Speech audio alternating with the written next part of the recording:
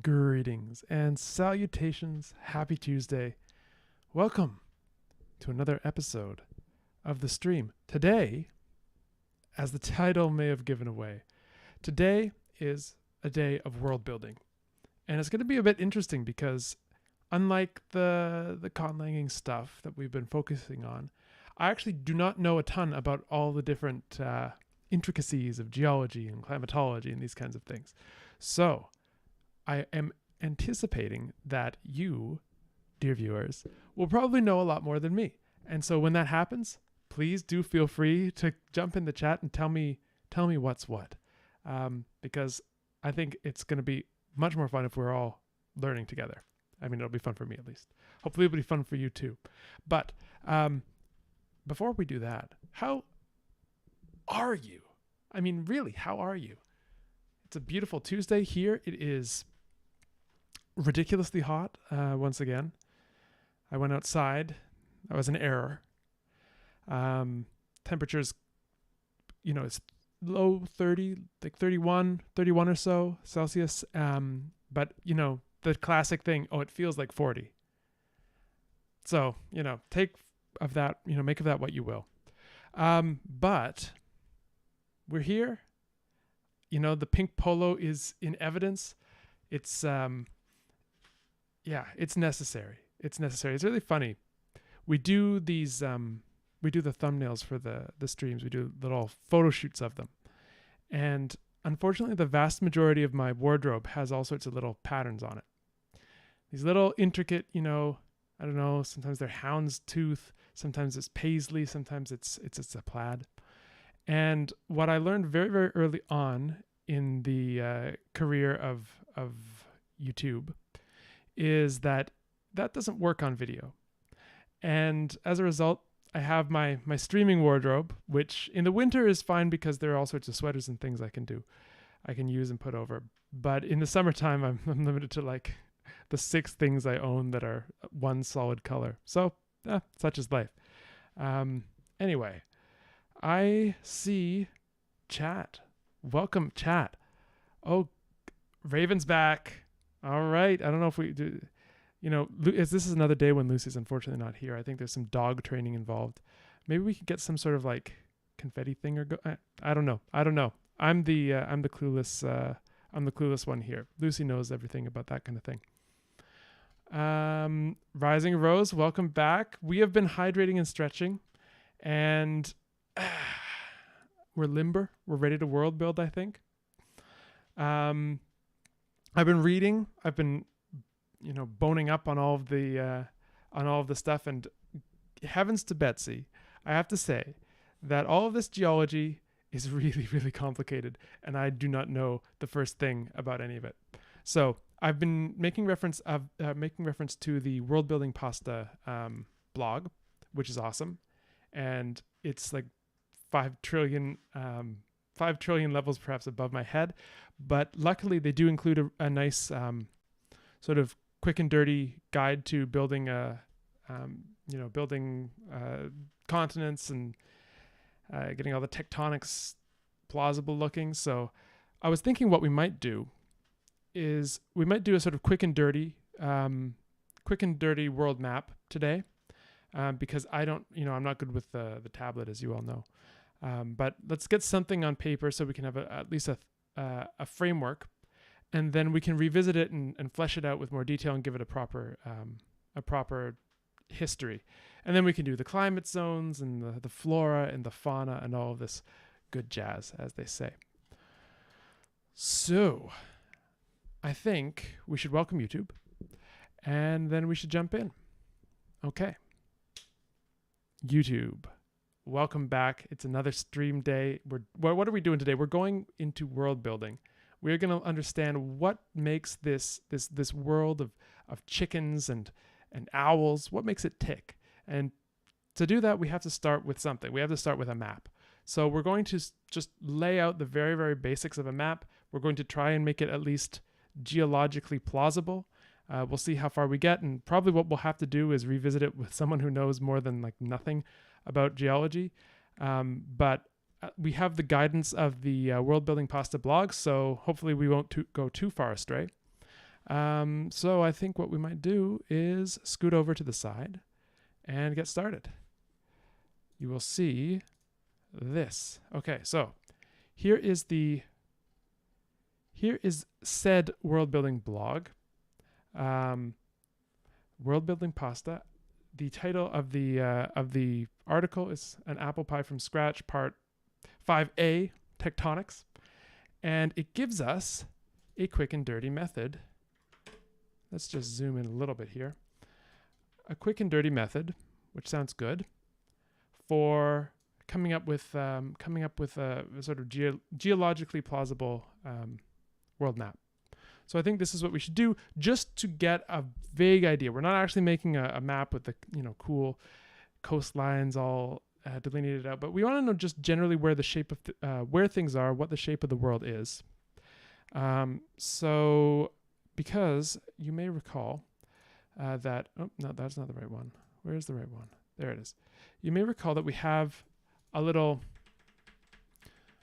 some thoughts about different regions. We have 4 kind of continent-y things that we've laid out here where different proto-languages and different languages are spoken. And I think we should try and sort of come up with something that we can put on paper that will make this a little bit more concrete. The vibe that I'm going for with this world building project is is more or less naturalism. So we've been I think we've been probably 95+% naturalistic with the languages, and I'd like to keep that proportion. Occasionally we might do something just for fun, but within the framework of overall naturalism. Yeah, we have to get Dr. Cornelius Spratt in here. It's really interesting. So Cornelius Spratt is what in English we refer to this one particular linguist from who's in world. And Cornelius Spratt is one of these polymaths. So not only was he a linguist, but he was also presumably a geologist, one of the first climatologists of the world. So I think we will have to consult some of his works at some point. What do we have in the chat here? I see lots of stuff going on. Yeah. Making a map, grabbing the paint bucket tool. This is me. This is me too. So anyway, we have an idea that we want sort of 4 continent-y things or regions, and we want them to sort of be next to each other in this way. So we have the orange continent kind of next to the blue continent, which is kind of next to the purple continent, which is kind of next to the green continent, which is itself kind of next to the orange continent. So we want this sort of ring structure. So let's see what we can do. Let's take a look at, there's Indonesian up here. Nope, that's for another stream. Let's try this do-it-ourselves method. Let's go back to, and you get to see my excellent skills with a tablet again. Lucky you. All right. So here is what worldbuildingpasta.blogspot.com recommends to us. We are recommended, so if we want something that looks kind of earthy with different continents on it that are not all mushed together into one supercontinent. I'm going to be super technical here with the terms, right? Mainly because I do not know. Then this is how you do it. So first of all, you take a vaguely positioned supercontinent, and let's just make something like that. Let's go and put it in our, this is obviously not the right shape of the map, but whatever. So here's our first, I think we need a bigger brush. Here's our first continent. This is the supercontinent shaped in just some random fashion. Let's fill. Okay, that's awkward. What are you going to do? Okay. This is not the final map. This is just, for us to work with. So let's call this a layer. Okay, this is one layer, and then we can turn it on and off like real pros. There we go. Can we make it look like an owl head? I think then we could do something like this.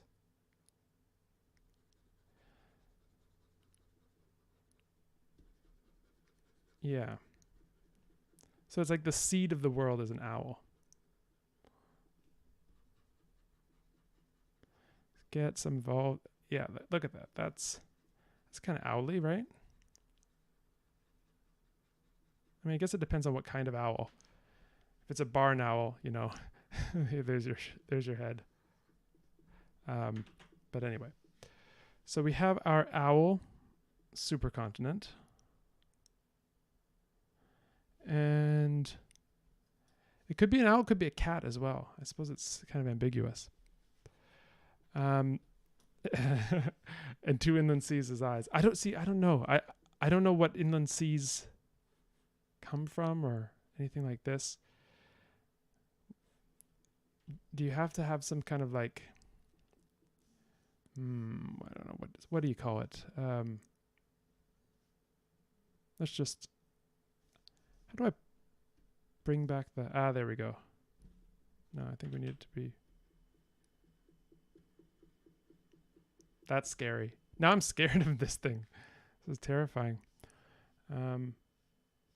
Okay, so this is our supercontinent. Yeah, let's just have it filled in, but in your mind, see those eyes. Okay, so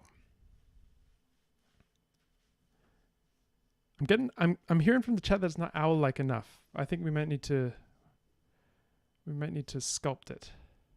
So let's see. Maybe if we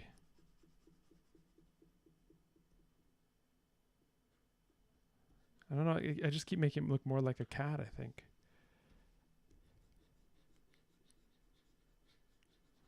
What would make this look more owlish?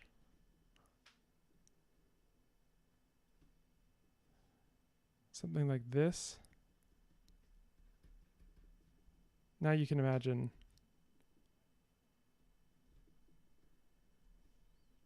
right? And this sort of thing going on. Kind of an owl, right? You don't need all the little talons though. Okay. So here's our owl continent. Maybe sort of that out a bit. There we go. Okay. So this is step 1. It also may or may not be Batmanian. Okay.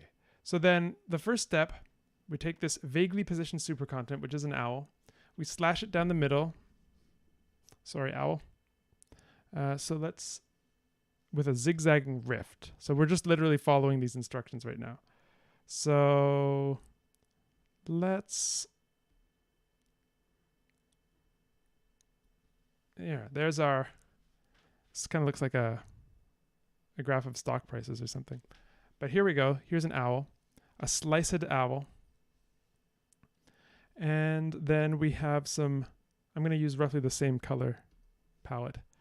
And then we have motion like this. You can't really see that though. That's the only problem. I've made the, oops. Wait, how do you do redo? There you go. Let's see, then I'll do maybe this. So here's our,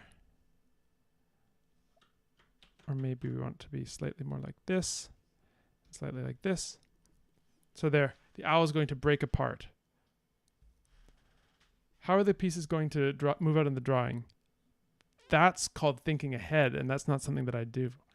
I think basically we'll have to just zoom out a little. That's zooming in, that's zooming out. Yeah, I don't really know how to use this program totally, but that's fine. You know, it takes all kinds in this life.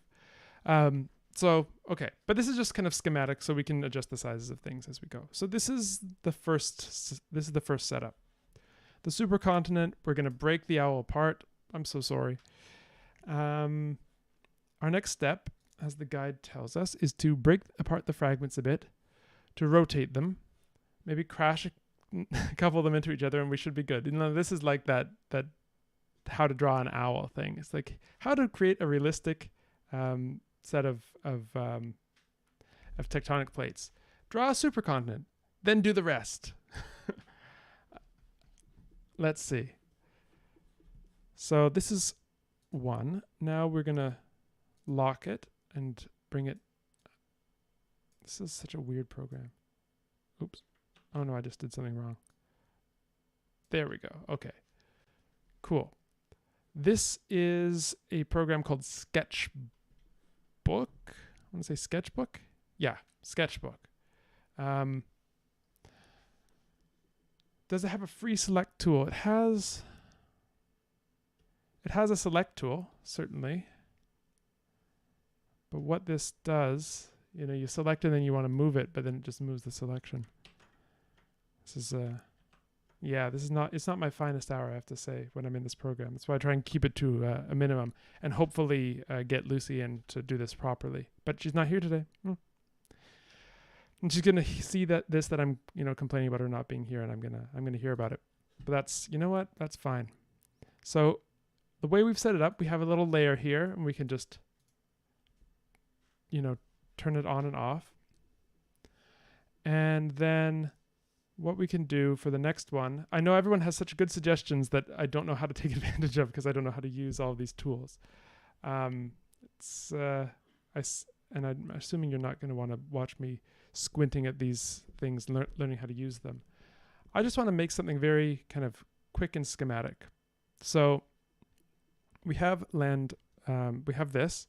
Now let's have the owl's halves start to break apart. So let's move part of the owl, and let's use a slightly different color for this so that we can kind of see what's happening.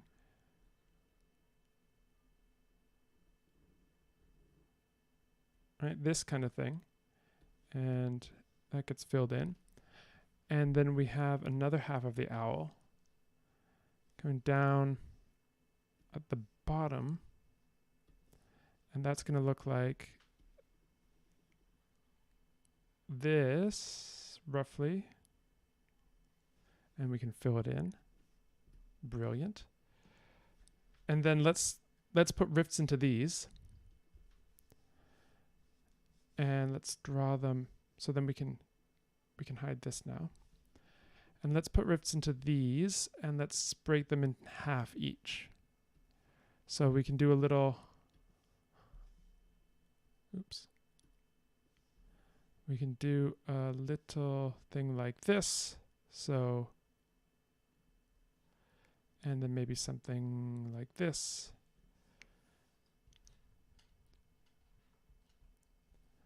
Yeah, I'm doing different layers. That's how I'm handling it. I at least have that level of knowledge of this program. So then, what directions are these going to go off in? So they were going sort of this way and this way. So now maybe this one's going to go off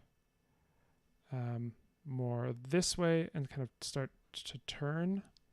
And this one's could go off maybe this way. I see there's Sautin's citing scripture here. The great owl was torn limb from limb and spewed across the world, blood becoming the ocean and lakes and rivers, and its feathers became the mountains and forest. Thus saith the owl. Book of the Nine Owls, chapter 7, verse 21.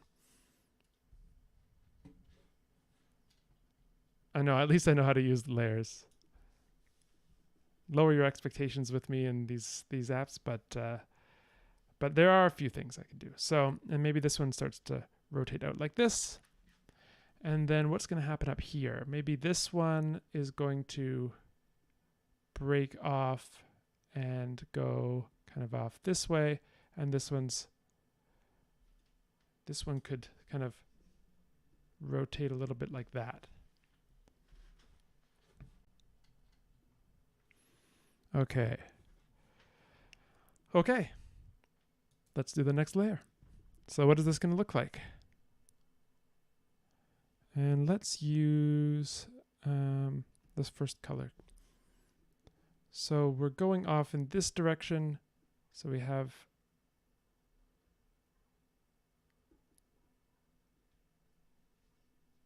maybe I didn't rotate it enough. So let's do it like this. So this is one little continent. Boom. And then we'll do another one. This one's rotating down like this, so it could look a little like this. It's kind of like a game of telephone as I miscopy each one slightly. There must be a way, echoed words, there must be a way to do this a bit more easily, but that'll have to wait until Lucy's on stream. Unless someone is expert at this program. And then, but it's also kind of fun to do it manually, you know? It's a bit of that handcrafted vibe. Let's see if we can sort of move this one like this. So this continent down here. And you can see these are kind of, these are kind of on a collision course. Because this one at the bottom is rotating like this, and this one at the top is kind of rotating like this. So I think they're going to collide. That's going to be fun. I mean, probably not if you live there, but fun for us.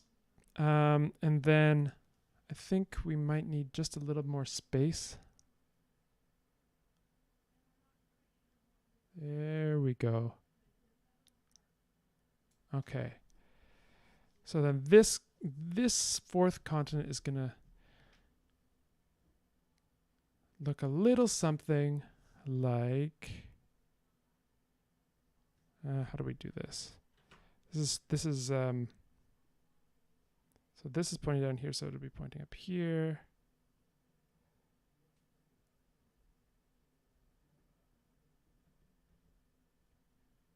I'm making a mess of this one, but that's okay. Slight mess, never hurt anyone. Okay, so this is the next stage. And let's see, can I move this a little bit over? There we go. You can see it's the UI starts to come in there, and I can shrink this down. How will it handle it? Oh, yeah, it handles it nicely. Okay. Grand. All right, so now let's make a new layer. And we have this. What are our rotations? Let's go back to this tool. And we are going to be rotating this one off this way, this one off this way, this one off this way, and this one off this way. Great. Now we can hide this and continue.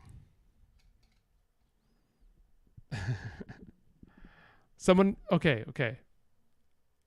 I need to go through the verses that you guys are spouting in the chat, and I need to compile these into the scriptures, into the book of the 9 owls. All right. So, given that this is going to be, I don't know if I have probably said this before, slightly rough, I just want us to get a sense of what continents there are and roughly what relationship they have to each other. And then what I want to do is actually get someone who is competent at this kind of thing to maybe give me some pointers. But I think, we need to dip into it ourselves a little bit to understand some of the struggles. I have a real new appreciation for people who come to conlang for the first time and start hearing about ergativity and and VP, little VP and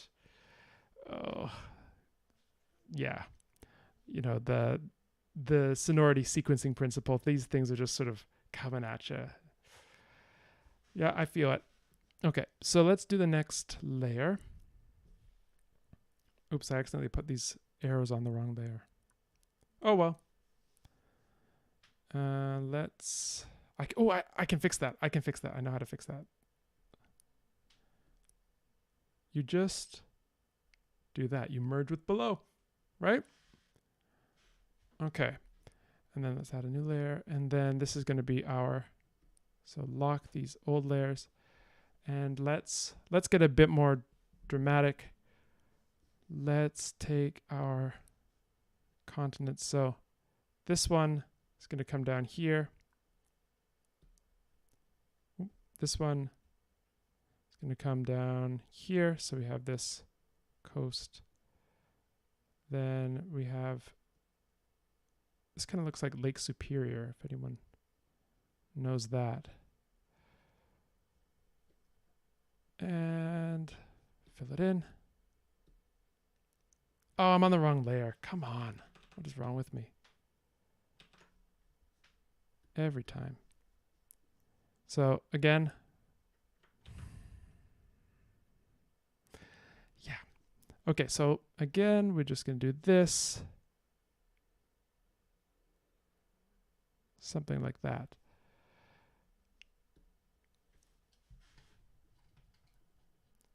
Yeah, Colin versus technology live. You know, it's not all technology. I'm good with some, but other stuff, I don't know. Like anything where I have to use a mouse and like go hunt around like that. Like let me, if I can code, I'm happy. If it's all just with the keyboard, that's good. But anytime you start using the mouse, you're asking for trouble. And then this continent will come up here. So where were we? So I think we should get these little two promontories, if you will, up here. And then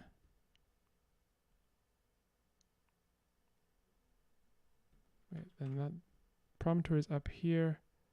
And then we would go like this.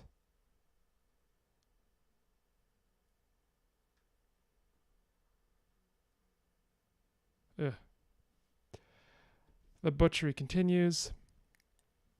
And then we're going to get close to these ones colliding with each other.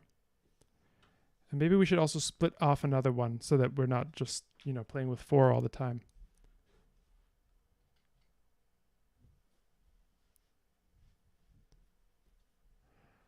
And let me just move this over slightly. Oops, that's not the way to do it. There's got to be a way. There's got to be a way to pan. How do you pan? Is this like some sort of... It's not doing that, that's for sure. No. Oh, what? Like literally what is going on? Okay. Okay, well, yeah. The middle mouse button doesn't do anything. This opens up some sort of a weird thing that like... All right, so I don't get too confounded by this. I'm just going to give up. But let's just continue this last stage of this messing around. And we'll go have this continent jam into this one. And so we have something like this, and this is where the fun happens. So right here there's a kind of let's see, I guess this is where you get your mountains, right? How do I, maybe like there. All right. And okay. Ooh. Sauten's got a suggestion. Let's split the bottom left continent or bottom left landmass. So what if we did that before it split off like this, so that part of it, only part of it splits off. Part of it hits this continent. The other part starts to spin down like this. So what we could do, if I could find like the erase button. I don't know how to do that. I'll just write over it with C. Oh, well, get rid of this. Oops, no, we didn't finish yet. I'm always stymied. I'm always stymied with these things. Let's see. How do I... there we go. Eraser. Brilliant. So let's say only this half comes up here. Whoop. And the rest of it breaks off and stays down in this region. So let's give this a nice edge. And then the rest of it is kind of starts to spin off the other way. And so we get something like this. And we'll fill that. No, actually, that's all the contents. That's everything accounted for, right? Okay.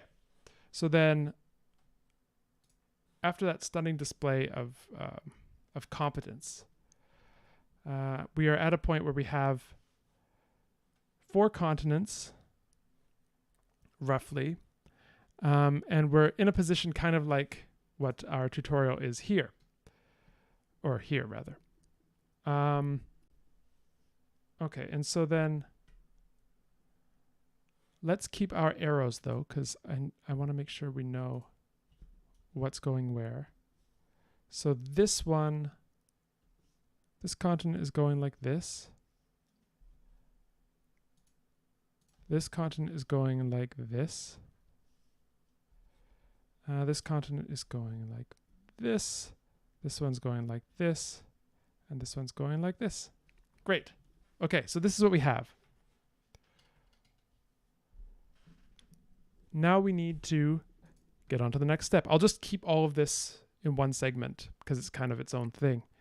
I won't break it up.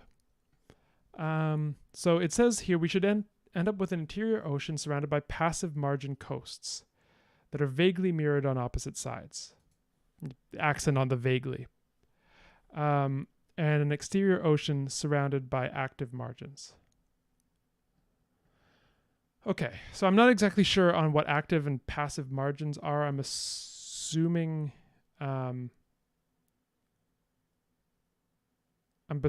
assuming that an active margin is the one that's sort of the forefront of the movement, and the passive margin is the one that's sort of falling behind. Geologists in the chat, help me out here. Okay. Yeah, so we're going to need, so thinking to our thinking back to what we want to put here, we have the Sakrat languages, which we've already decided need to be on some sort of like an archipelago or something. And so then let's put in our margins. So I'm going to just lock this for a second, go back to the ocean and lighten the ocean up a bit. Maybe that's a bit too light.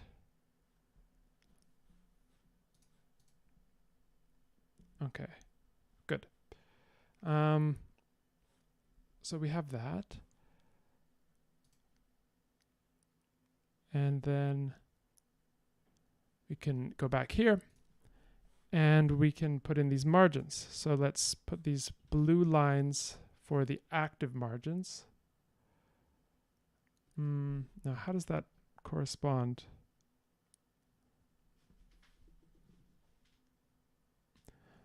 I'm trying to see what the relationship between these little arrows are. The little arrows here and these active margins. They don't seem to actually have much of a relationship. Okay, I could be wrong then. I thought that the arrows were relevant to where the active and passive margins are. So it looks like it's just the exterior that has the active margins, so the blue lines. All right, so let's move this a bit over. There, we can see everything. So then we have active margins would be these ones, I'm guessing. That's a bit hard to see. Maybe I'll just do it in this lighter blue. Active margin. Oh, okay, the active and passive margins show movement direction. Okay, let's label the continents. All right, people. All right, we'll label the continents. Let's give them different colors, maybe. So we have. Oh no, let's not give them different colors yet because we already have colored continents with meanings, and we don't want to do that yet. So how am I going to label them? I'll say continent A. Okay. Oops. No, I don't know how to do that. So I'm going to just write on them, and that's going to have to be our way of doing this. So, sorry, I'm a bit, I don't know how to do that, so I'm just not going to do it at the moment. That's going to be my policy on that. I'm going to have to write like A here. Will that be okay? A. So let's make this one A, this one B, this one C, D, E, right? Does that work? Okay, so this is good. This is good. Everything's fine. Everything's totally fine. So then let's label the paths of the movement, because I think that's the relevant thing. So if we look back in our glorious history, we started out here. We went like this. We then broke apart and then came back together. So the movement path was something like this, this, this, and here we have this. Okay, I think I'm getting this. So we have the active margins, right? This is called Learning New Things Day, are going to be the spots where the movement, who wrote that? That was a good idea. Oh yeah, echoed words. So the active and passive margins show the movement direction. So the movement direction, so this is going to be the active one, I think, here. Oops, now I need a new color. Maybe this. I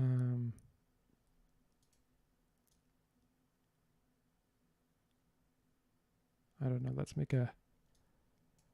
Maybe let's use some purple or something. There we go. Okay, so these will be the active margins then. And like this.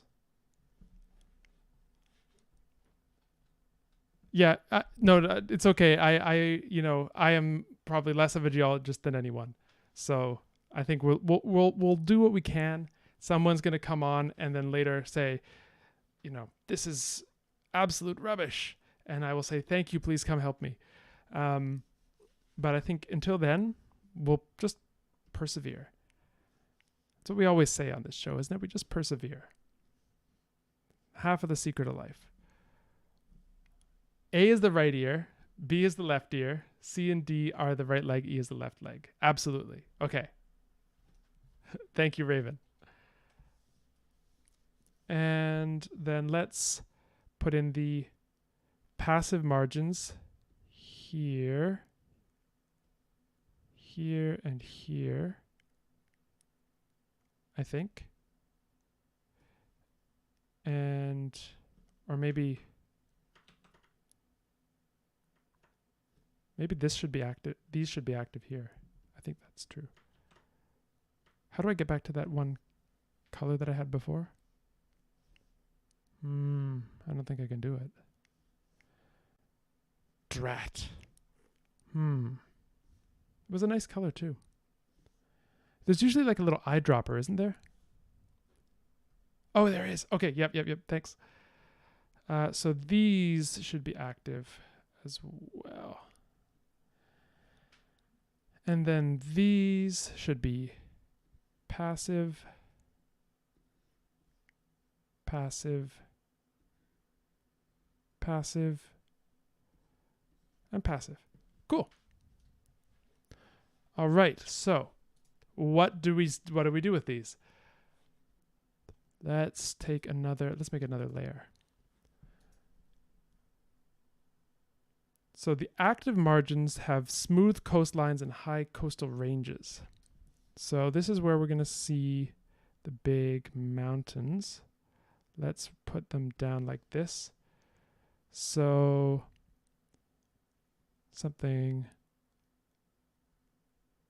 these are going to be our mountains. And of course we have these mountains where they collided.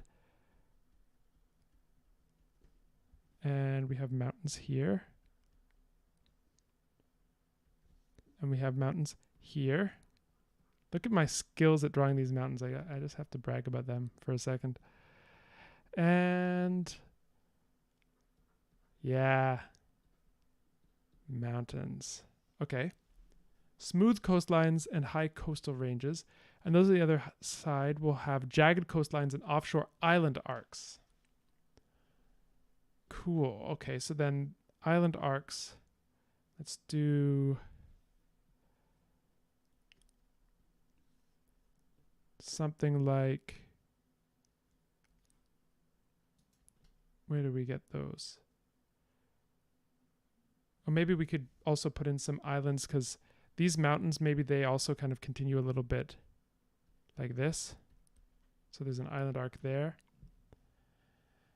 And what else? Where would these island arcs from these passive margins go? I don't see any on this. Oh yeah, here they are. I guess. It's kind of confusing. So then let's put in some islands in around here. So islands. And islands are important to us because the Sakrat family comes from an archipelago, so we're going to want to place their homeland in that archipelago.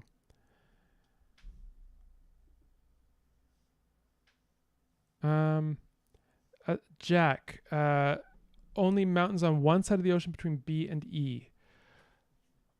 I don't know.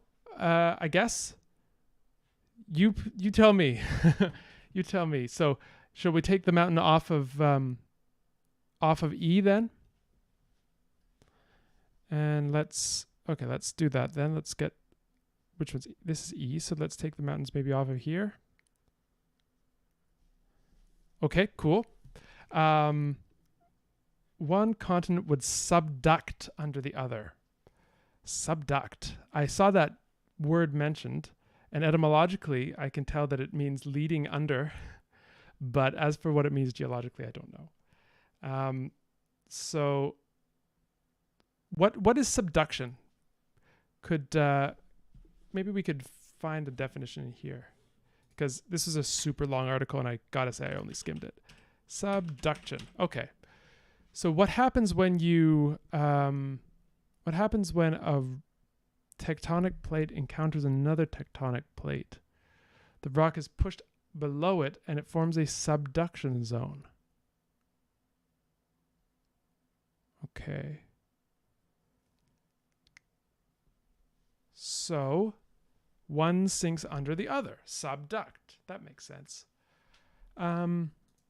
And what does that give us? That gives us, I'm seeing in the chat, that gives us hills or mountains or a cliff. And what's our subduction zone here? B or E. So yeah, eventually B or E. One is going to subduct. Maybe E will subduct under B, and that'd be what happens.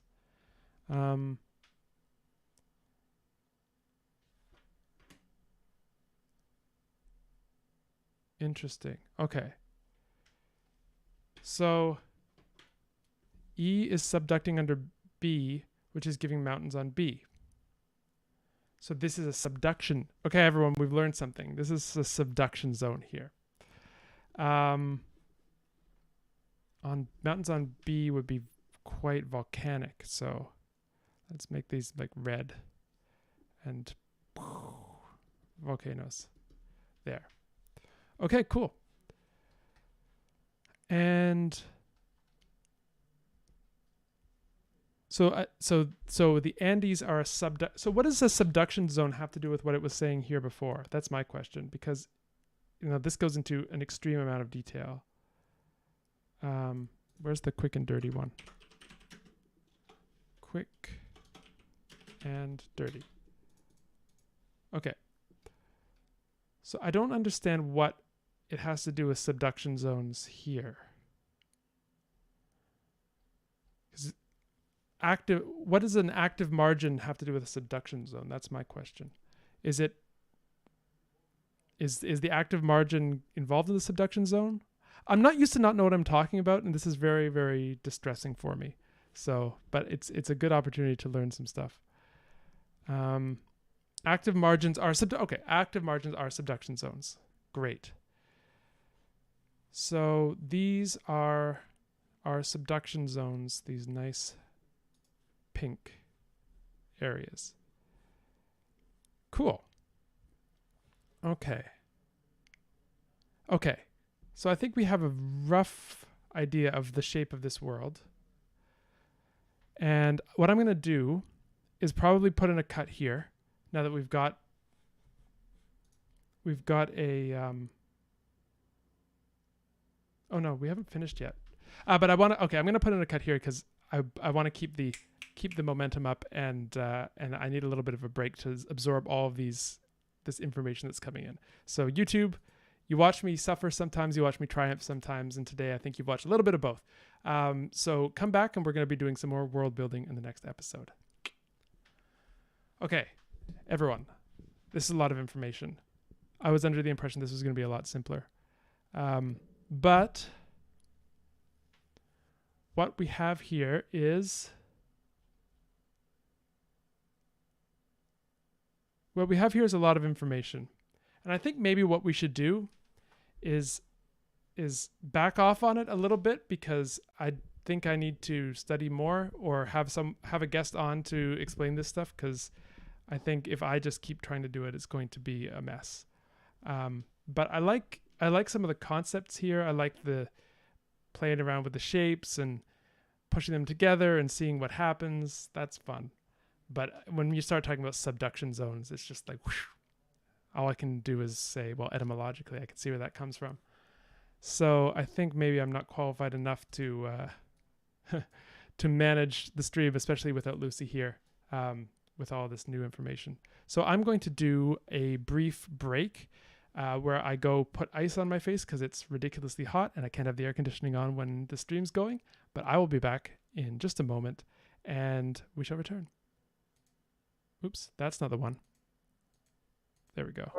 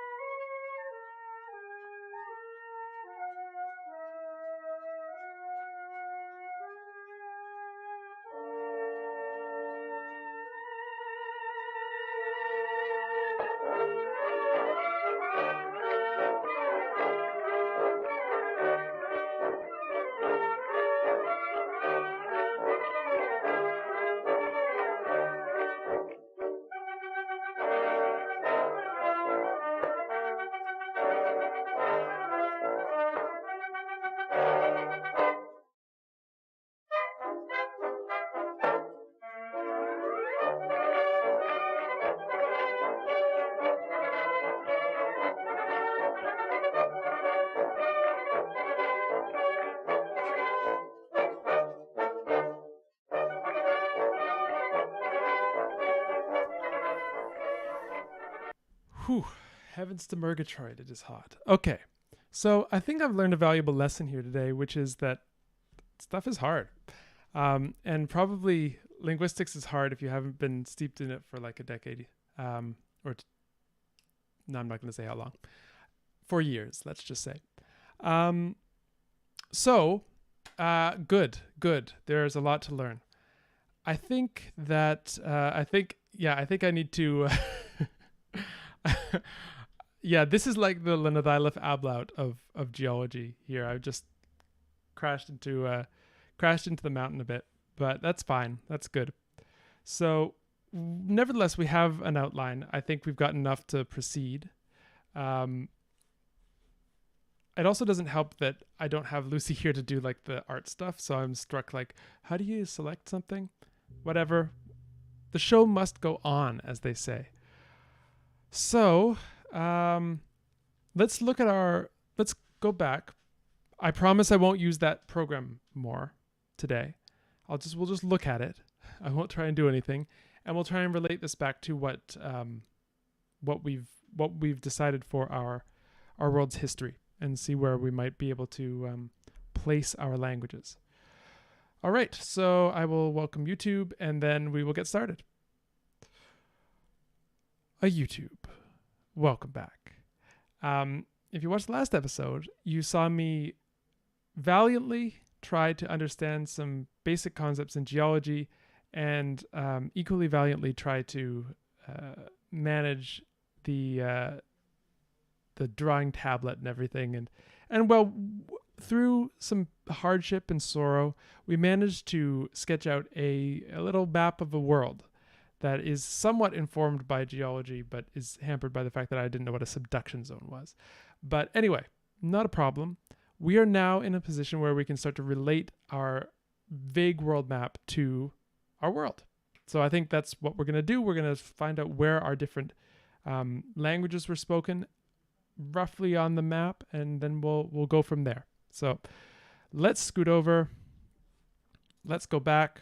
So this is what we did last time. We came up with this magnificent thing. Magnificent in quotes.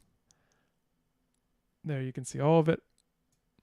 So we've marked off where there's some what's it called? Some mountain ranges. We've marked out where there's some island chains. It's looking like something.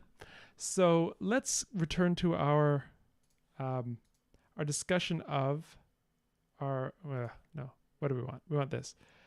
Let's return to what we decided about the geography of the map. So we needed 4 rough regions. We needed one which we called orange, one which we called blue, one which we called purple, and one which we called green. Let's try and place some of these on our map. So we have a region called Cortana because that Windows thing popped up at the time that we were trying to decide on the name. So Cortana is going to be the homeland of Proto-Sakrat. So why don't we start to place that first?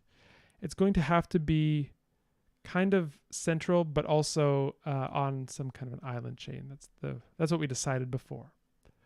So I don't know. What do I do? Let's put this open here. Great. It's not going to keep the name Cortana, but it's going to. We're going to have to come up with some phonological transformation of it. We'll keep something like it. Okay. So.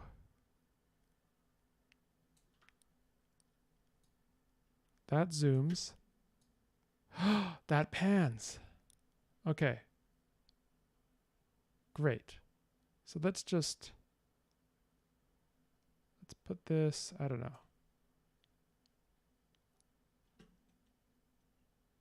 Oh, I feel like I've learned something. Unfortunately, you can't. There's this ugly gray bit here. What's that? Let's see if I can move this over.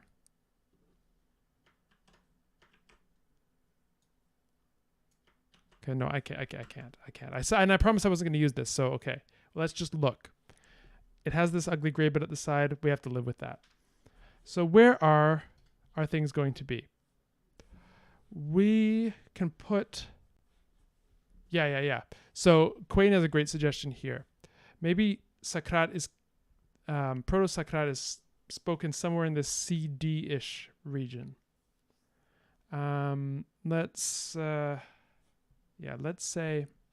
make a new layer. Let's make a new layer and let's just do some very light outlining. And let's put it in.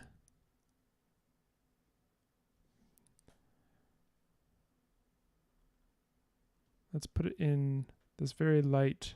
It's probably too light to be seen, actually. Oh, and I promised I wasn't going to use this, and I just instantly betrayed my promise. I don't know. The moral failings of a streamer right there.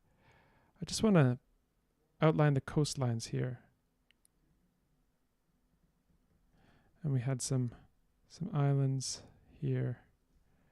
I don't know how to make this any less fat, so sorry.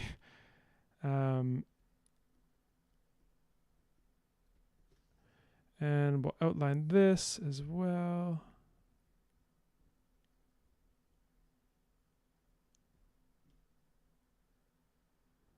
And there we go. This is going to look pretty. And then we have our last continent there. And then look, what we can do is we can just, pretty. Okay. So then we can fill in our layer like this. Our little map. Nope. Great. Okay. So we have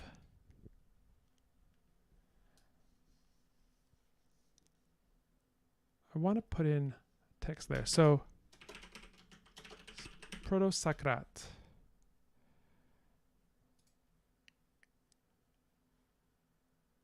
And then we can take this. Maybe Proto-Sakrat is spoken on one of these islands here. Is that visible? Seems a little tough. But look, aren't you proud of me? I was able to write text. Something that gave me some trouble before. How do I edit the text? Does anyone know? Okay, I don't know how to edit the text. But you know what? I wrote the text, and I think that's really the most important part.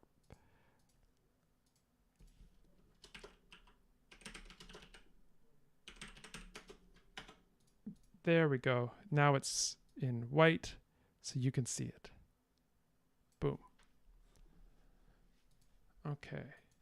Cool. Oh, there's another one here.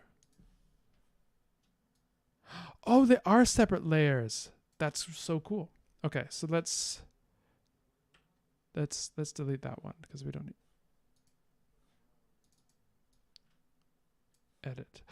Okay, so edit. So then we can put protocol like this, and then we can move it around. Ooh, this is so cool. Okay, so let's get our where are our names for these continents? They're here, right? So A, B, C, D, E.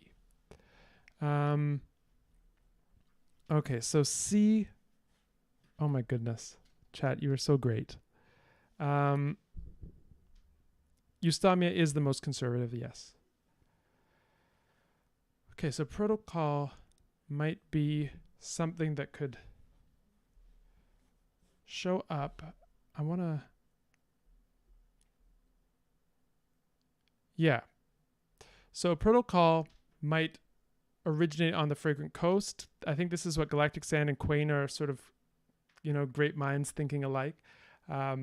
Because Eustamia is the most conservative, and it's often, but not always the case, but it's often the case that more conservative varieties originate or remain in the homeland.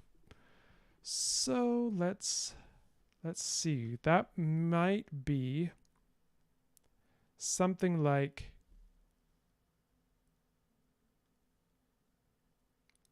here, if we follow Quain's suggestion there. So this is the protocol homeland. And then Lenadhylev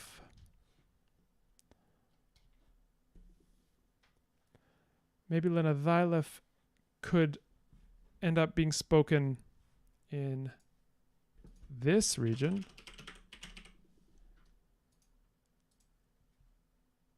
Over here. Ooh. Whoa, you can do that. That's cool. See, I feel like this is a very powerful program, but I'm just weak. I am just weak. Okay. So what we can do is we can take Lenadhylev, I think, in one of two directions. We could take Lenadhylev over here.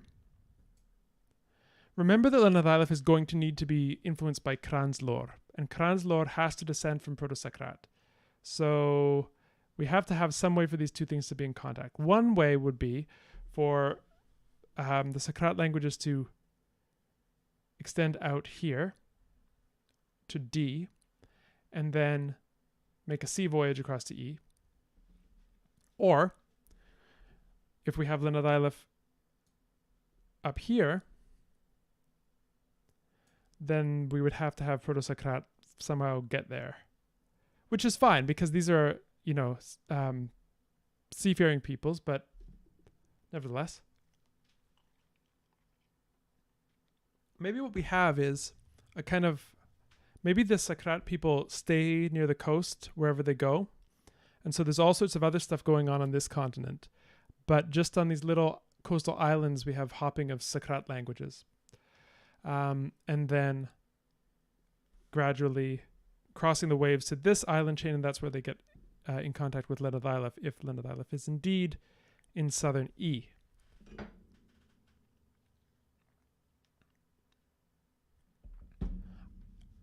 Echoed words. Are we going to have a chicken continent? Maybe we should, because if I zoom out, there's more we could do.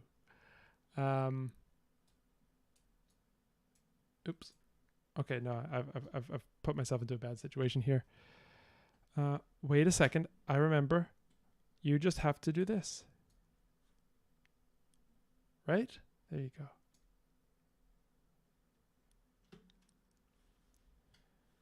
Okay. So then we zoom, we pan. Yes, learning. Okay. All right. So then what happens is that we get, let's make a new layer.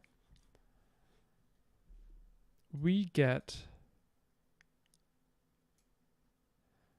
Kranzlor kind of coming up. So Proto-Sakrat starts out here, diversifies. Some of it goes over onto D. Some of it goes up here. So it goes up here and then across to here. Wait, what?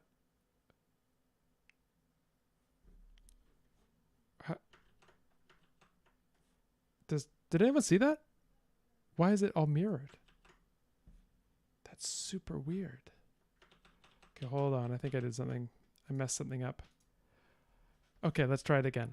So Proto-Sakrat stands here, starts here, and then goes this way. And maybe this is where that branch A is that we talked about before, which is totally different from the other Sakrat languages. And then the rest of them go up here and along here and then across to here. And so this is what happens. This is where Kranzlor comes from. And it, let's get a text layer to show that. Let's make this white because it's going to be on the sea. All right, it's not white. I don't know why. Let's try that again. Kranzlor, white, okay.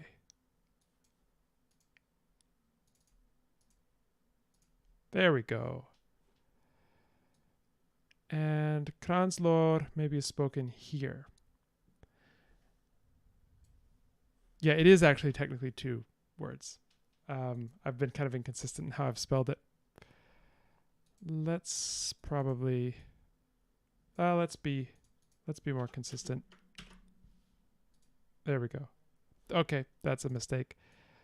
We wanted a capital N, which you can't see because it's white. Okay.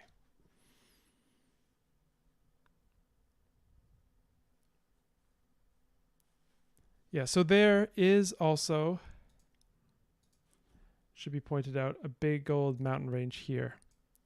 That's going to block these. That's going to block easy travel. But the coastal hopping of the Sakrat people will be okay and can get around that. And that would work. Right. Okay. So that's kind of cool. How is this going to look like projected? That's anyone's guess, and this is what we'll have to find out when we get sophisticated. Because I'm thinking maybe this shouldn't be the whole world, but maybe this is just a part of the world. Oh, there's got to be more than 2 families. There's got to be a lot of families. We'll get there eventually. This is as I've mentioned, this is a big project. The owl continents, we have to have. There's got to be a chicken as well. All right. So, what else do we have to do?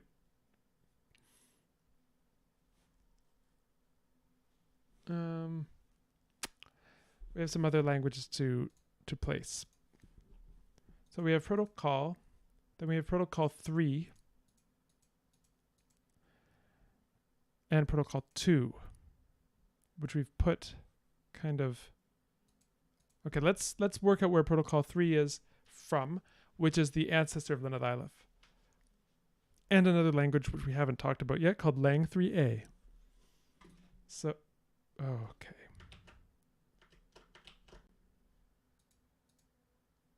I don't know what just happened. Okay, we're fine.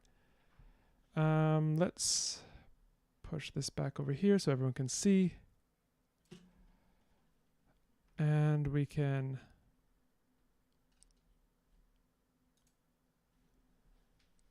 Okay, we can do this. Now we have to decide where protocol 3 is. Just the name of a branch.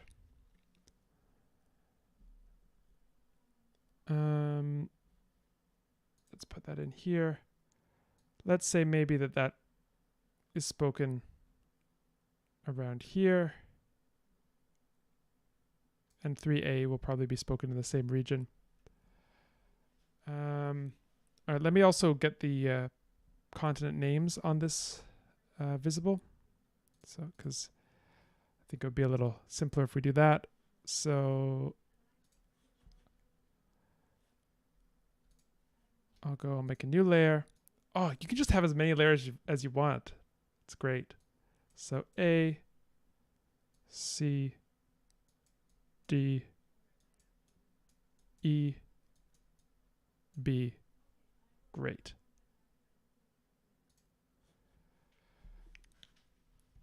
All right, so protocol 3, E, Linadilef. B should be probably call as well. Maybe what we do is we have. Let's see, where were our mountains on B and E? I think was it Jack who had a suggestion about that they should be removed from 1. I remember that. I remember many things. So let's see, where did we put those mountains? Yeah, so there are mountains, a volcanic range on the southern coast of B. So Ustami is going to be on northern E, but also there's going to be some contact with the southern coast of B. All right. Southern B is mountainous. Yeah, so there's probably like a little stretch. Because if we're using like the Andes as our model for these, there's a little stretch on the coast where there's, there can be coastal cultures, I suppose. Although I suppose we have to get into the climate thing too at some point. That's going to be another discussion. Okay, so what do we need? What else do we need? So protocol 3. So we need to put in lang 3a.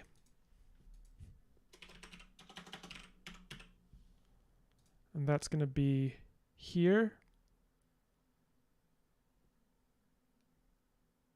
Maybe up here, something like that. Positions are, as approximate. Eustamia is going to be spoken in the protocol homeland. So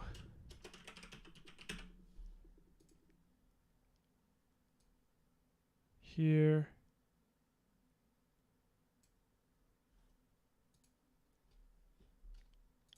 Let's just move protocol a little bit.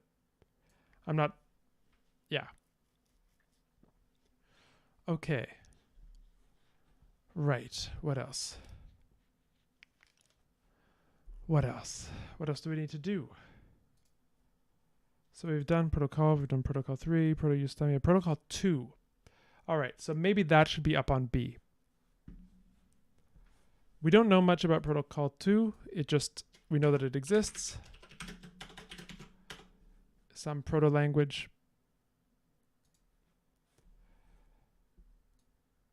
We haven't touched much of 2, but maybe it's spoken along this coast here. I saw that we could rotate this. Oh, yeah, that's so cool. The power. Okay. Yeah, now that we can rotate things, I kind of want to rotate things.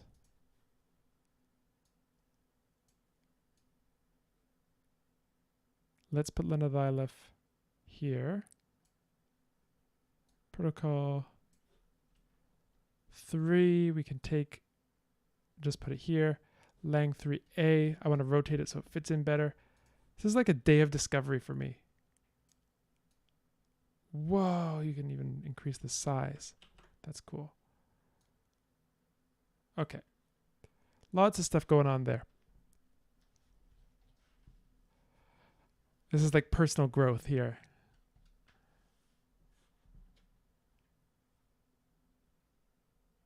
Dead man, welcome.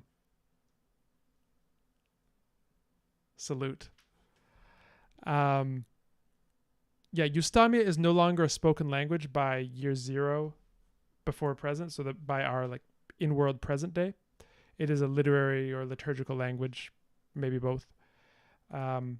It's been extinct as a spoken language for about 600 to 700 years. Although there may be some vernacular varieties that are spoken in that region still. Yeah, so there's an interesting kind of diglossia situation. Eustamia is still spoken among Middle Linathailif, but then it becomes purely a literary language at the later stages of Middle Linathailif. And then Kranslor, kind of maybe a colonization happens, and then Linathailif falls under the influence of Kranslor. So you can't really see that here, but there you go.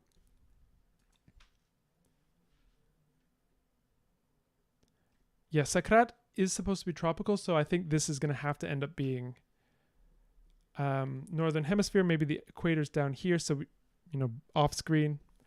This isn't a full map of the world, but this is a map of part of it at least. Because we have a lot of stuff about coconuts in the proto-language, so we need to have coconuts. Coconuts and chickens. That's the sort of crucial theme. No, I forgot how to do this. How do I... There we go. Okay, what else did we need to do?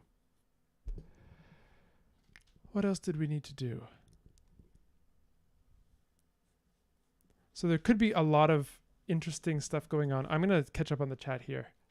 The mountains on B, Taga says, could be a playground for isolates. Yeah.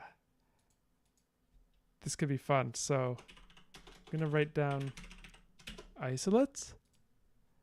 And we're going to put that here. We are going to have, I think this was, who was this? Quain. A Caucasus analog.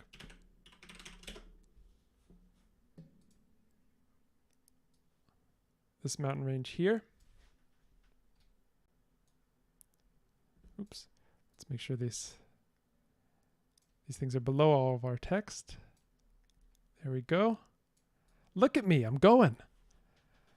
All right.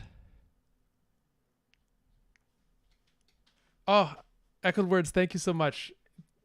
There was pain involved in creating this map, but I think it's come out and looking kind of cool.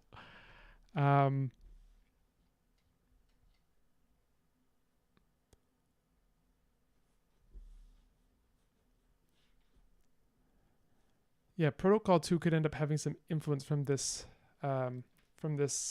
these isolates or these many different language families that are found in these mountain ranges. What else? Oh yeah, so we need to populate the other ones. So we have Proto-Socrat, and then we have Proto-Socrat A, which is branch A, which is a very weird and divergent branch. So let's put them in. Socrat A, and oh, I guess that doesn't actually change the color. So Proto-Socrat A, I think, should be somewhere around here in the same kind of rough region, but spoken around on this D continent. And then let's keep going. So we also have Proto-Socrat B, which is where we get Mi and Sasyut. This is the family spoken there. So I think Proto-Socrat B should be, maybe we have a kind of linguistic area in here that favors the development of tone. In this, let's look at where our mountains are again. I forget. Yeah, so there are no mountains here. So all sorts of little islands I see coming in here. This is the sort of the core Socrat area. Let's put Proto-Socrat B. Wait. Put Proto-Socrat B. Let's hope I spelled that right because I can't see it. There we go. In and around the homeland. So Proto-Socrat A, I can't really see it, unfortunately. Whatever. Proto-Socrat A is going to be on this D continent. And then we are going...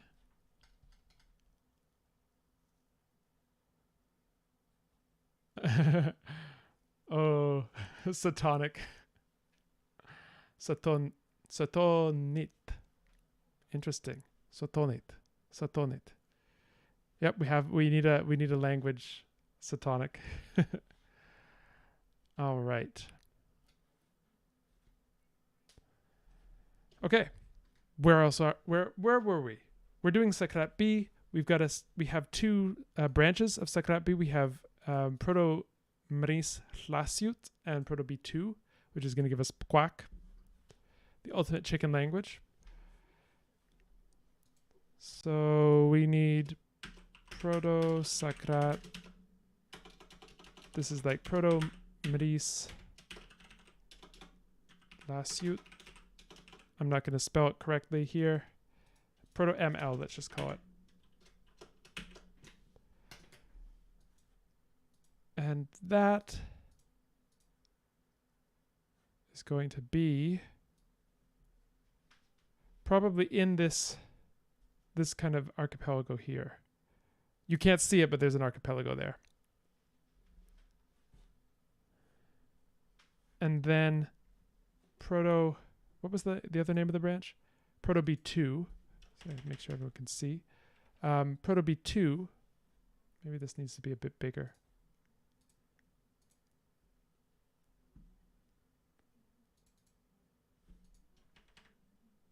Proto B2 will be in maybe in this region here. So this is the branch that went up and away.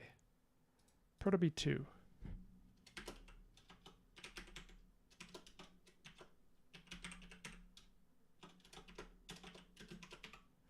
So proto-second B2. And let's make this white so that we can see it. Look at this.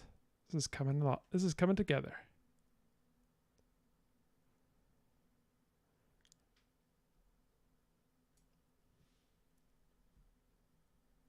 Actually, you know what?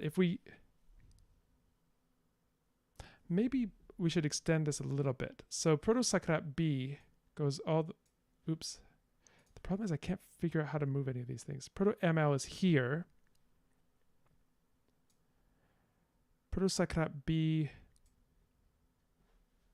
So this is going to be a real problem because I can't figure out how to move anything.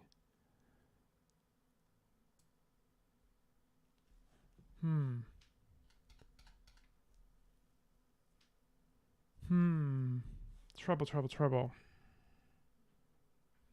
How do I start moving this? There we go.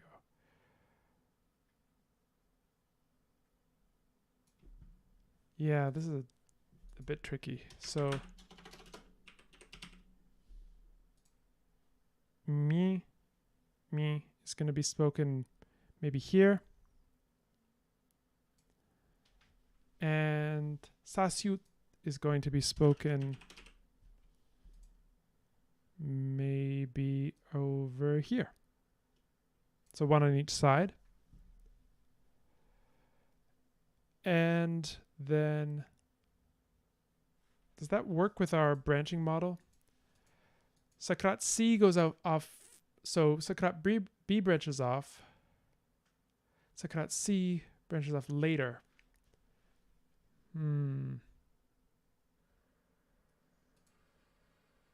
Well, I think it'll work for now.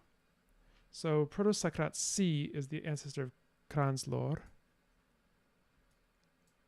So why don't we just put in another Proto-SC. And we'll put that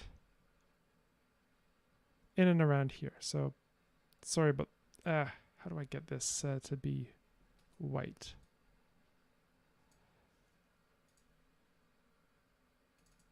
Will that work? There we go. Okay, something like that.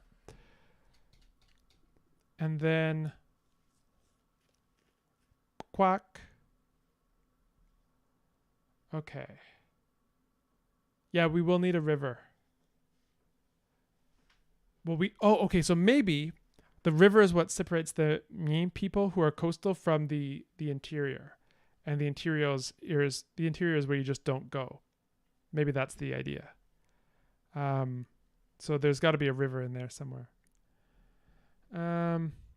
Quack should be close to Sasyut if the chart is any indication.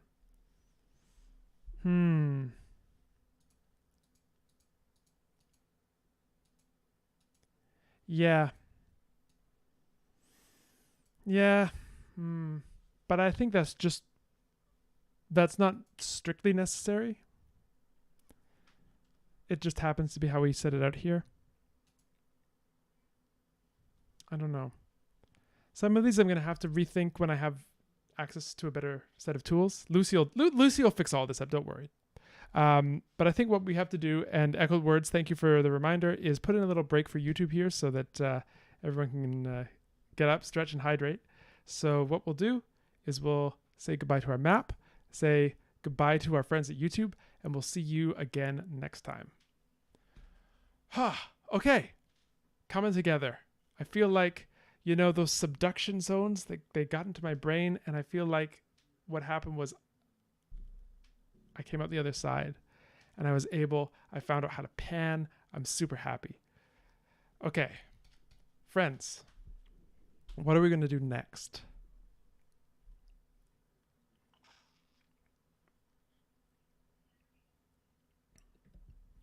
I think we might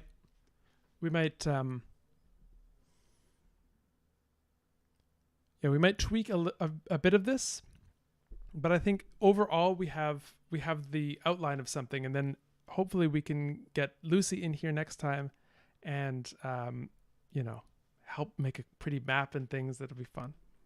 But we'll probably tweak something. I'm a changed man after hearing about subduction zones. Like, I am humbled by just how much is going on with this. I thought that, I read through the tutorial. I was like, oh yeah, it looks easy enough. You just take the things, you take the plates, you pull them apart, you rotate them a bit. Then on this side you got mountains, this side you got nothing. And then subduction zones come up. Yikes. That one got me. That one got me. But what are you going to do? There's all sorts of cool stuff to work on. There's all sorts of cool stuff to learn. That's the beauty of life, right? Anyway. By the way, I don't know. Did any of you see the stream I did, the Roundtable Ancient Language Institute stream I did yesterday? That was kind of fun. I know I saw some of you in the chat there. So thank you all very much for those of you who stopped by, for coming out to support, because actually we had a decent turnout. We had about, I think, 100 people in total watch the stream, and it was fun. Got to talk about something I don't normally talk about on this channel. Anyway, my other life as an ancient language obsessed individual. Incidentally, by the way, Old English course going on this summer. #Old English Summer. We're making it happen. If you're interested in that, check out my Twitter, because I've got info on that course, which will be starting in early July. Other than that, okay. You see, I'm the luckiest person on YouTube, I think, because I have people who are super knowledgeable in the chat who explain things like subduction zones to me. And so I'm so appreciative. Owl Lore is collected galactic sand. Thank you so much. You know what? We're gonna have some fun with this. What should we do next? Because we've got what, half an hour. Okay, give me a moment. I'm going to do the ice treatment again and cool myself down, and then I'll be right back and we will continue. And I'll ponder, what should we do next? Because we have so many things we could do.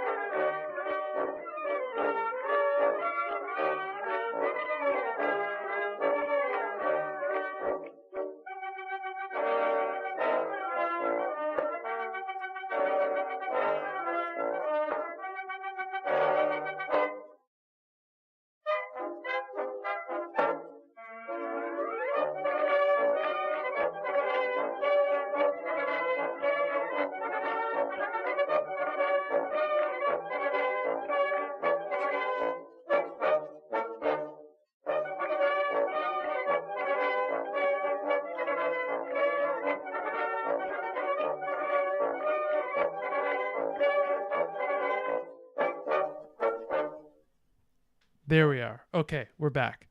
I think what we should do, the long-term plan is to learn some geology. I think that would be a lot of fun.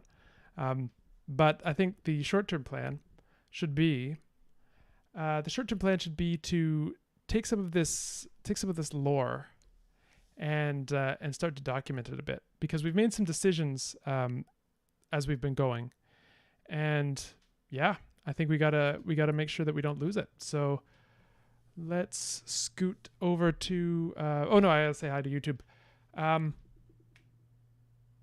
YouTube, we're back.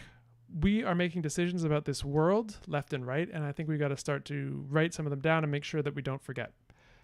So let's start writing things down. Let's get some of this lore on paper, or pixels, I guess. So over here, so we have our map, which is looking kind of nice, I have to say.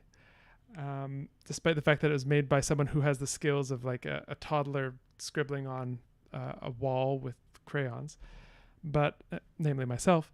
But you know, somehow we made it. So let's go and let's have a new document.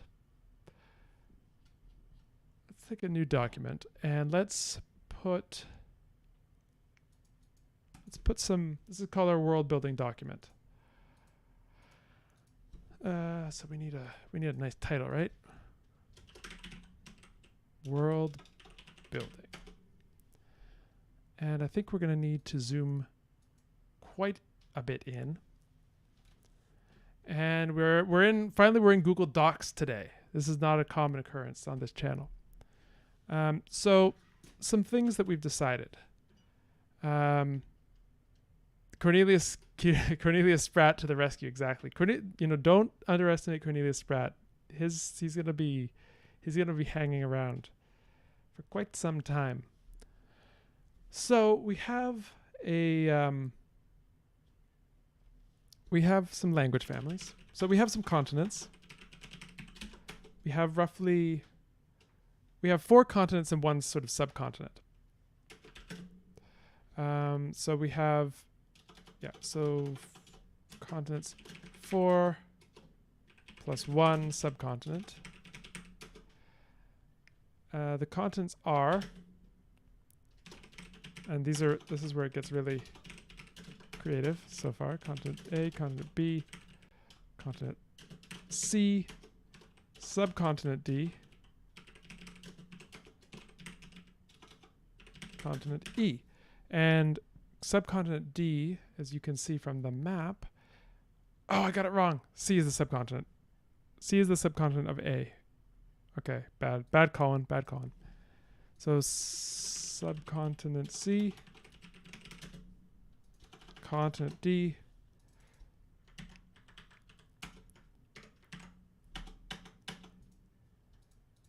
great. So that's what we're looking at. We have language families. We so far have 2. We have the Kal family and the Sakrat family. The homelands of these families are maybe we should have both the map and the thing open at the same time. Yeah, probably a good idea, right? And now I know how to pan, so I fear nothing. So Proto-Sakrat is spoken in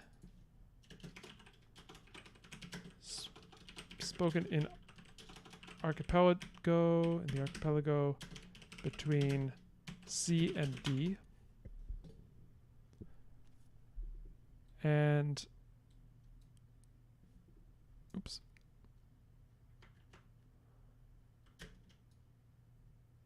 and Proto-Kal is spoken on north coast of E. So these are the homelands of these 2 language families. They later spread. So we can kind of, I don't know.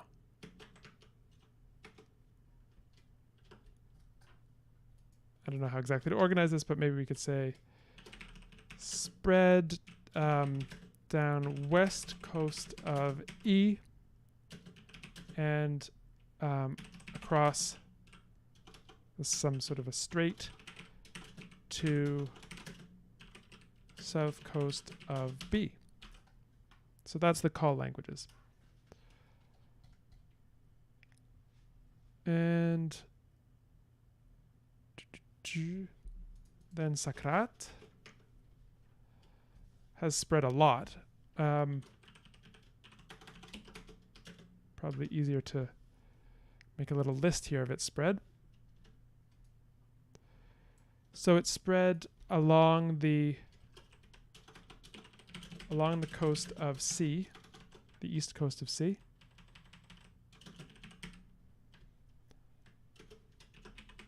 Along south coast of D. This is called Sakrat A. This is the language Mi. Along the west coast of D. Actually, I think we had a suggestion to swap. I think was that Quain who said swap the to swap Mi and Sasyut. So we could do that. None of this is particularly, it's just kind of arbitrary which is on which side. So why don't we do that then? Let's swap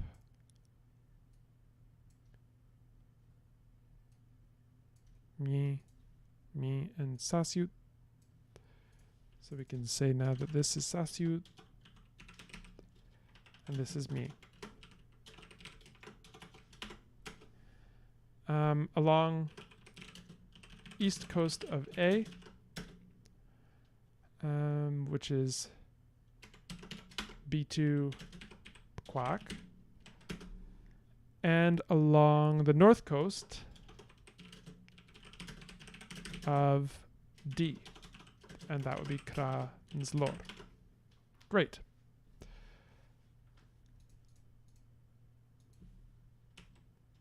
And we also know that we have to keep in mind there is a river, we need this for the lore, separating territory from on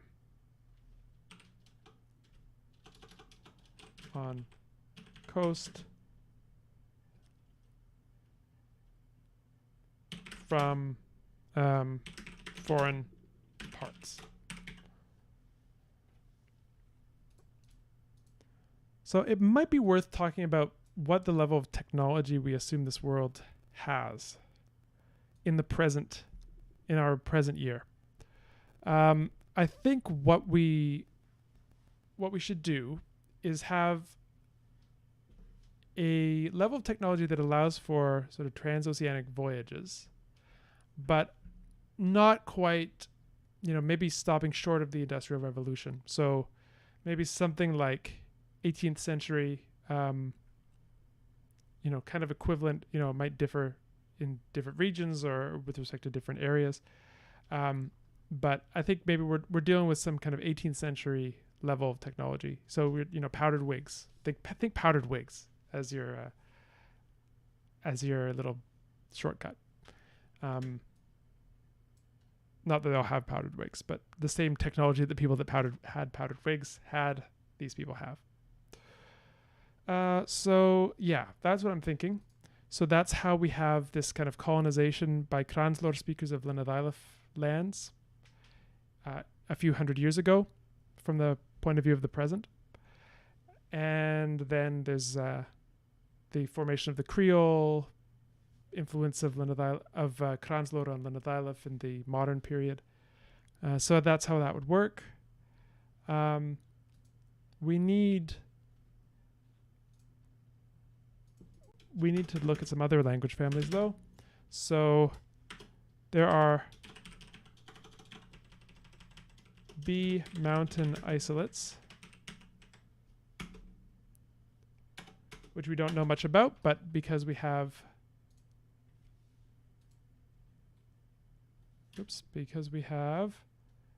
mountain ranges all throughout this area here, all throughout this area here. We have put down a suggestion that maybe there are some isolates because they tend to thrive in mountain ranges. What else? We need, I think, some families.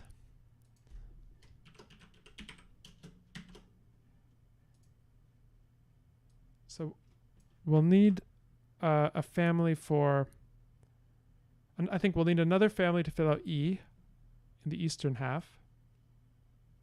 I'm going to run out of letters, aren't I? That's fine. Family Y.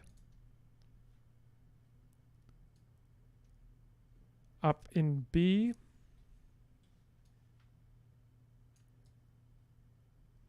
Oh, remember how this works? Let's do another one. Family Z.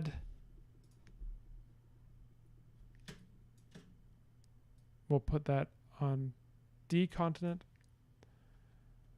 And then we run into the issue of Colin forgot to add more letters, space for more letters, so we can say family W in here. And then a few, I think, family U. Okay, that came out really small for some reason. I don't know why. Family U. Okay, does anyone know why it just completely reset its font style? I don't know. Some of these programs, I don't know. Family U, was it? Were we on U?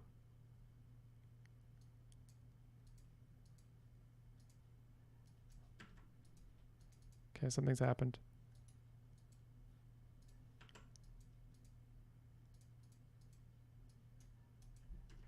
It's no longer listening to me. Okay, well, what are we gonna do? What happened? What happened in the chat while I wasn't looking? Me those. Oh, goodness gracious. Oh, goodness gracious. Yeah, we have me and those.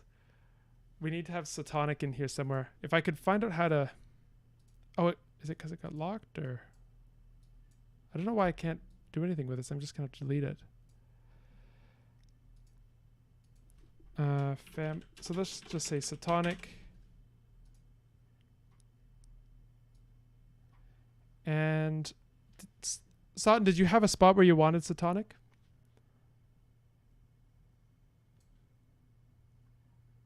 Oops. Yeah, I forgot something. Sawsuit should be over here. Thank you, Quain.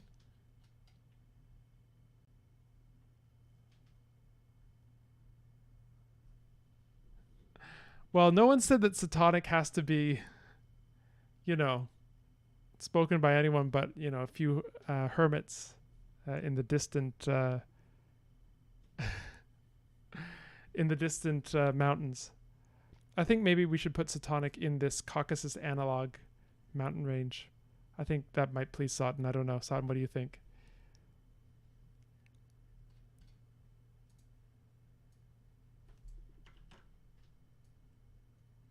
Yeah, it's got to be in there. Let's see. We need some more. What letter was I at? Did I get to U? I don't know. T. Is it just... Basically, we're just going to have a lot of families here. This whole continent is kind of unexplored by me. We don't know much about what goes on continent A, but we'll have to come up with that later. Okay.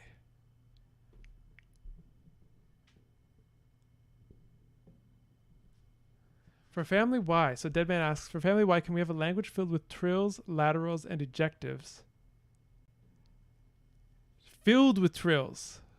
filled with trills, laterals, and ejectives, potentially with vowel harmony and switch reference. All right, why not? That's as good a prompt as any. So family Y is on continent B. We'll say interior of continent B.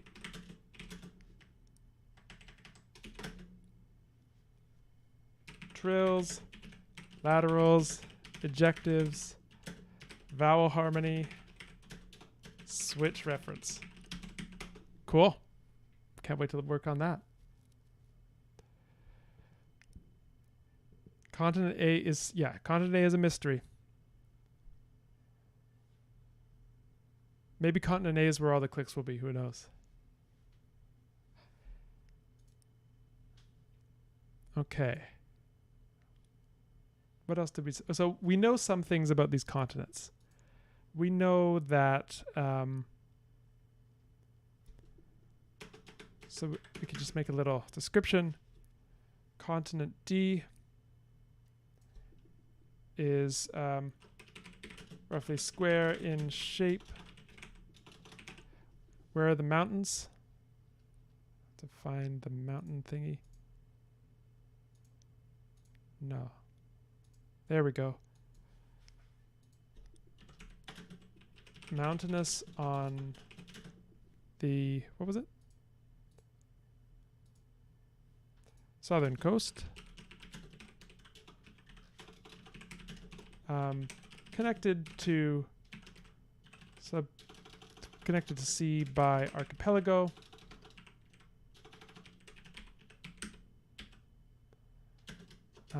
Many small islands off its western and northern coasts. I don't know how you do this. How on earth? Colin's Adventures with Technology. So if I do this, then I do this. I think I remember this from high school trying to format essays. All right. So, continent B. The speakers of Tectonic are descendants of the people who were enlightened by the spirit of the owl, and they hold the scriptures that detail the true origin of the world. The book of the 9 owls. And the owls flew into the world, and they saw the people of the world. And they saw the 9 suns and the 9 moons and the 9 corners of the world. And they thought that the world was good. I don't know. Could be. It's canon. Can I pronounce clicks? I can pronounce clicks, but I don't remember which ones are which. The symbols. I don't remember what the IPA corresponds to, because I've never worked in a language that has clicks, nor have I even studied the phonology of clicks. It's actually quite a mystery to me.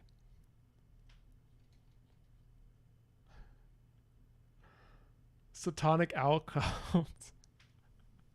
Can I just say I love you, chat.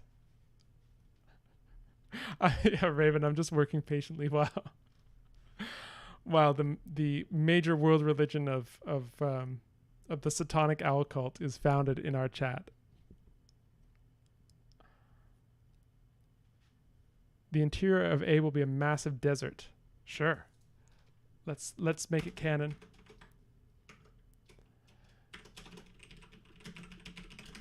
On west coast, and we're gonna, what I'm gonna try and do, use my personal charisma to try and attract someone onto the stream who is very good at all of this stuff and can help us with the realism of the geology, of the climatology, of all these things. So we have mountain ranges on west coast and along border with C, subcontinent C. Desert in interior due to rain shadow. Rain shadow. Okay, again, I don't know how to do that. But I'm not just gonna, I'll leave it.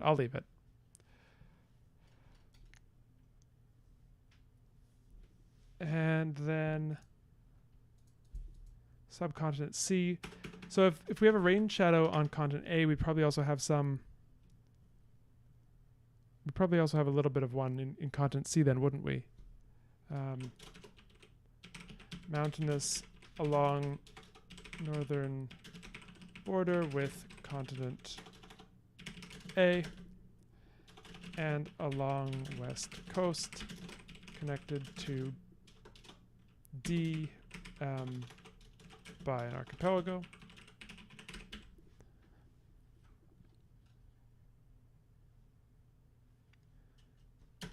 Small rain shadow desert in interior. Cool.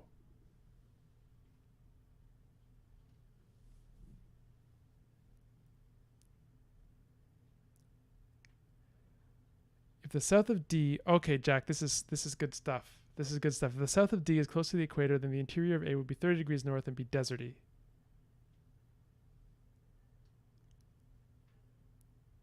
Is there a lateral trill? I feel like I should know the answer to that. I don't think so.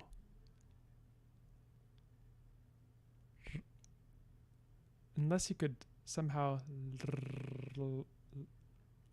I don't seem to be able to make one.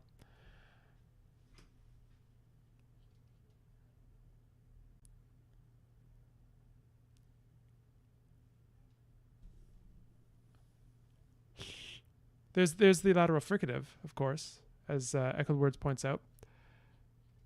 Is there a lateral trill? I don't think so. Maybe I'm wrong.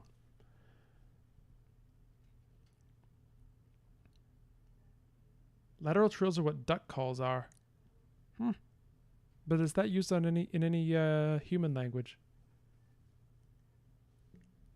One wonders. Goodness gracious, heavens to Betsy, heavens to Murgatroyd. Look at the time. We are running out of time today. Let's make sure we've got everything we've decided on here. We have continent E, mountainous on east coast, archipelago off west coast. This is the site of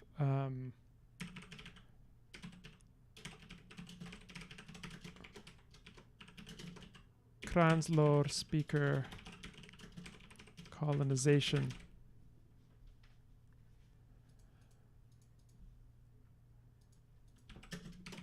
The north coast is called the Fragrant Coast. Ustamia.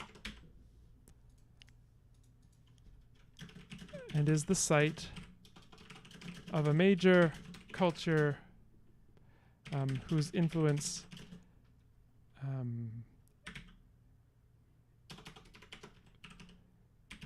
related to the owl cult, right? Spread continent-wide, or spread across many lands. Let's just say for now, many lands. Okay. I'm going to put in the cut here for YouTube. YouTube, thanks for joining us. This has been a lot of fun. We're doing new things. I'm way out of my comfort zone. I'm having a great time. I'm learning a lot. And I just want to say, we have the best chat ever here. So if you're always watching later, you watch the episodes, come to a stream sometime and you can interact with these people. I know it'll be great. You won't regret it. You might regret it a little bit, but I think overall it'll be a net positive. So we'll see you next time, YouTube. Until then. Okay, chat. Whoa, today was so cool. We've made so many decisions. There is an owl cult. Okay, there is a language we are referring to as tectonic, which is spoken high in the mountains. We have continents, we have archipelagos. We have so many cool things going on. Oh my goodness. Majahadra, am I saying that right? Is the stress in the right spot? If you made a climatological map of this, I would be delighted. Whose idea was the owl cult? Well, we had some talk of we had the Book of the Nine Owls last week, but it morphed into the owl cult, the tectonic owl cult, some call it. That was just a creature of the chat, I think.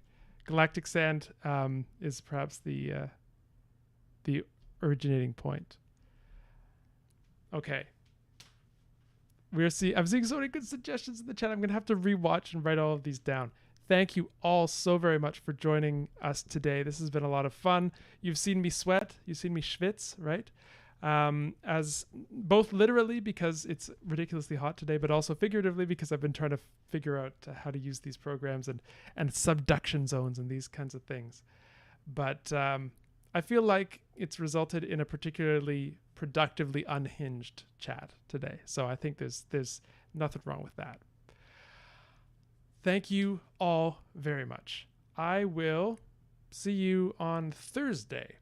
I'll see you on Thursday.